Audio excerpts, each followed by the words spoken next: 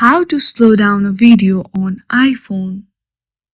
If you do not want to use any other application and you want to slow down a video, then this video is for you. For that, first of all, open your camera you have on your device. Then at the button you will see a lot of options. If you slide there you will see slow-mo option. Simply tap on it and start recording your video.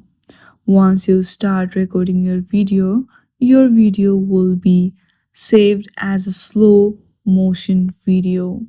If you go through your gallery and check out your video, then the video will be on slow motion. But if you have already recorded a video and then you want to slow down, then you have to use alternative application you'll find out in App Store. I hope you like this video. If you like this video, then please do not forget to like and subscribe to our channel. Thank you for watching.